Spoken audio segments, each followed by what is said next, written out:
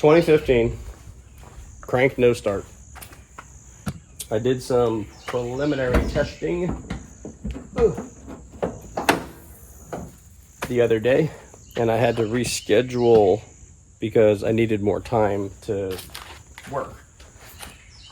What we found out was, let me go get a jumper. All right, so I couldn't find my jumper, so I had to make one. But anyway, back at it. Crank no start. Our original testing showed, I'm going to double check now, but what we had, see all that green? Green crusties. That tells us we got some down in the fuse box, some issues. So we don't have any control. I'm gonna turn the key on.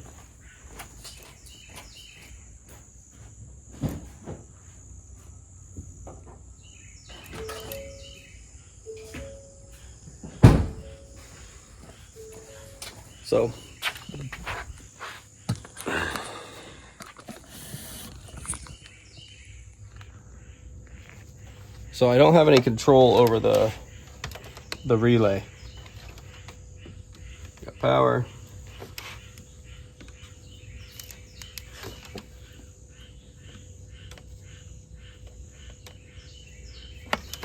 So I got one power. And this one should be my starter ground.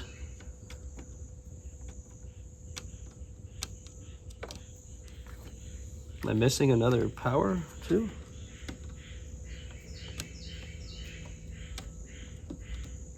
Let's go check some, let me go grab my laptop. The other day, once I realized I had no power or no control over that relay, we just did a quick jump. You'll listen.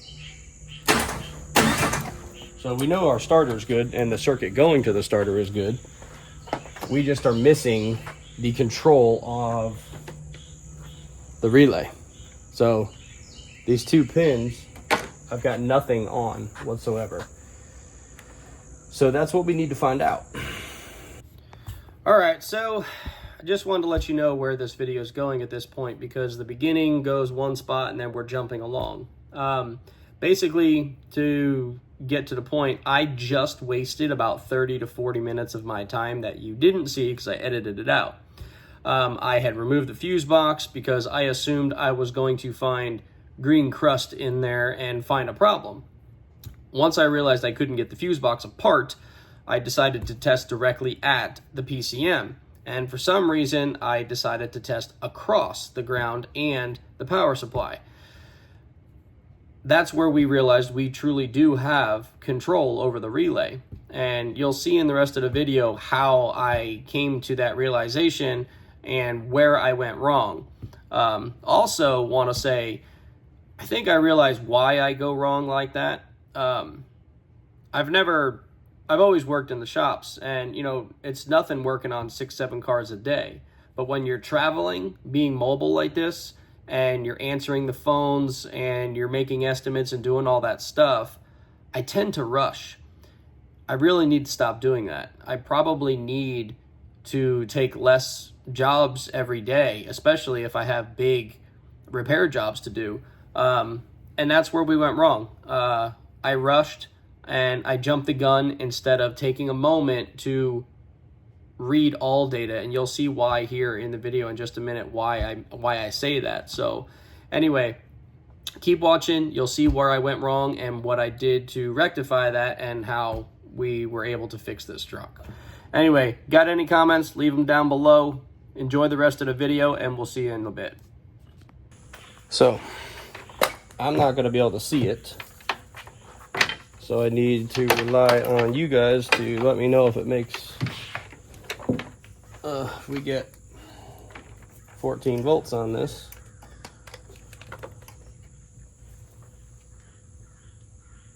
So back pin,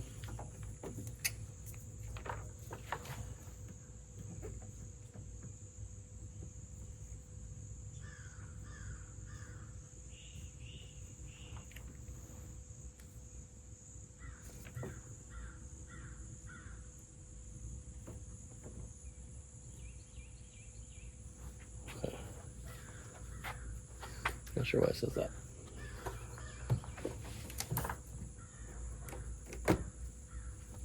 There we go.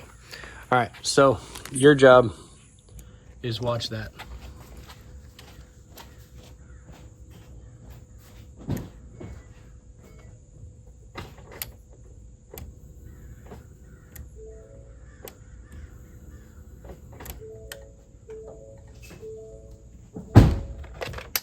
Okay.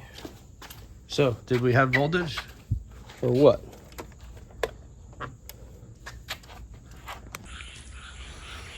Okay, so now there's voltage there. That's fucked up.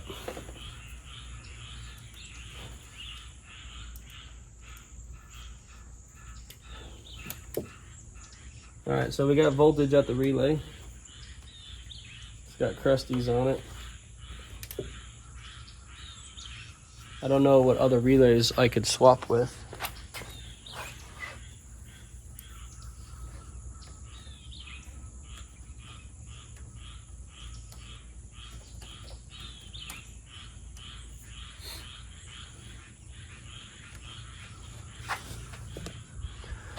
All right, so we're gonna check.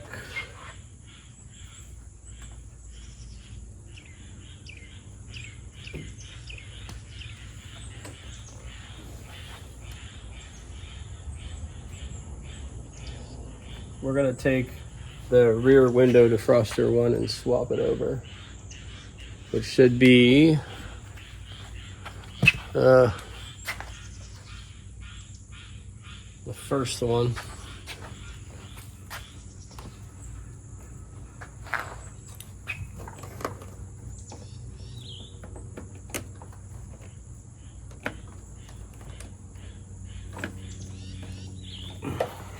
Can't get that up.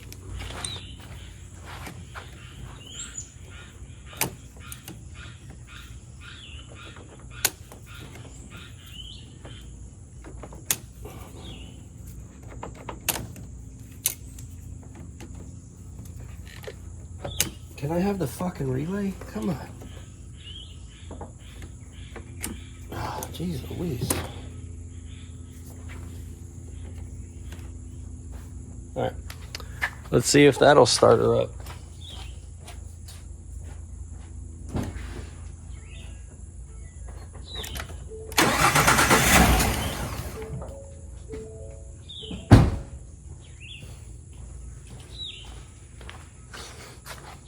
Okay, so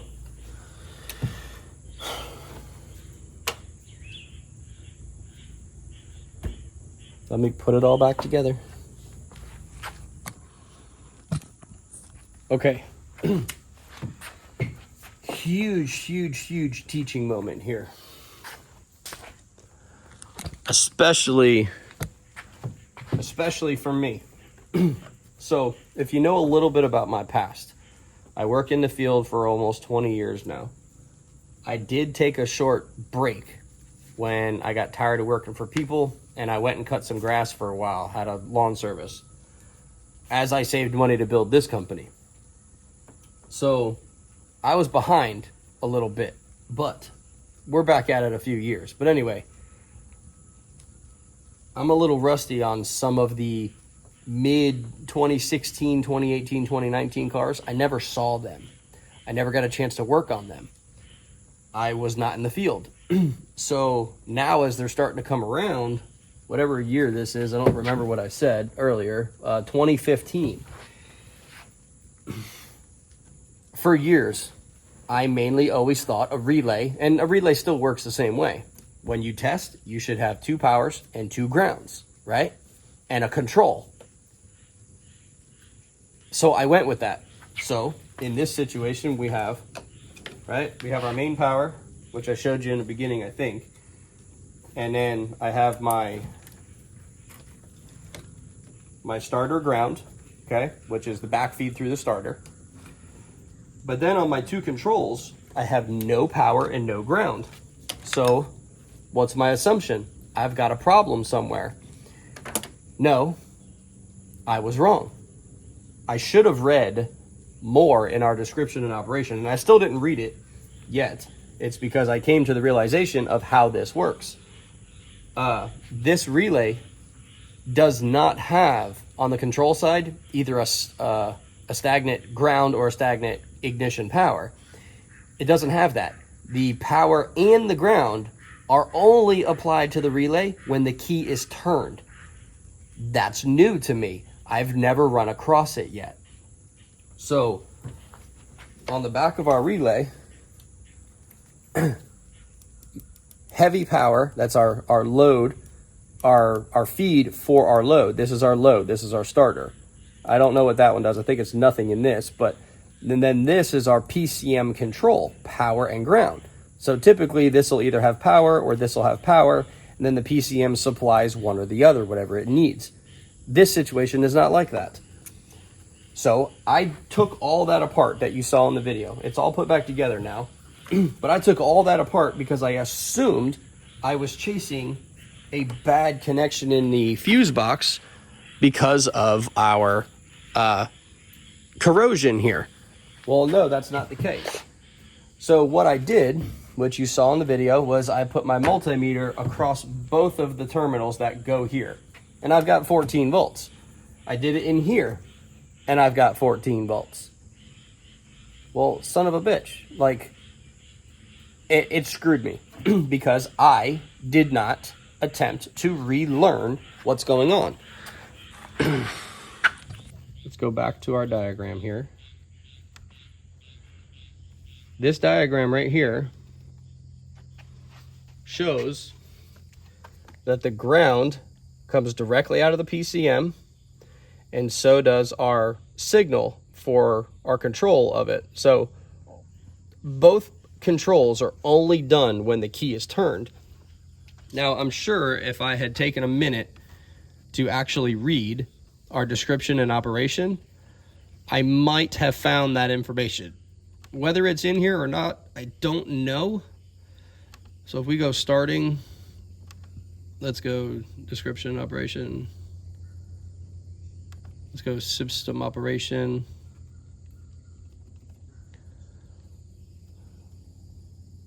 Yep, we know the direction. Starter crank request. Provides the PCM with ignition, hood input status, and request to crank and start the engine during a remote start. Okay. During a start event, when the ignition switch is turned to start without a push button, or the engine start-stop switch and the brake pedal are pressed simultaneously, the PCM and BCM receive the request to start the engine. The PCM recognizes the correct inputs from the BCM and TR sensor and provides voltage and ground to energize the starter relay coil and close the starter relay contacts. So that sentence, if I had taken how long that took me just now to read that, I would have known because my head's going in 1,000 directions. I would have known right there that testing those individually is not going to work like that. I would have to do the way I did in the video. Put a multimeter or a test light across the two to see if we can get an illumination on it. So what's the problem? A damn relay. This relay that's corroded is all we need. I swapped it with this one here,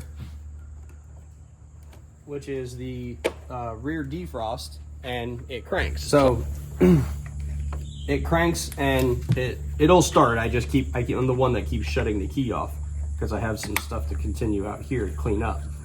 But what I'm getting at is read your description and operation. Don't just assume that everything's the same way. And I've always said it in my head, no, relay, power, ground, no control, gotta chase it. And that's what I did. I had no control because I tested wrong. So there you go, Ben. Eat your words again. No big deal. Awesome teaching moment. All we gotta do is pick up a relay and she'll be back on the road again. So I hope you like that. I hope you like the fact that I'm honest and I tell you guys exactly what's going on, especially when it comes to diagnosing, because I don't want people to diagnose their vehicles wrong especially if you are a DIY looking at this, or you're a new tech that's watching my channel. You got to do it the right way, and you read that description and operation. You know,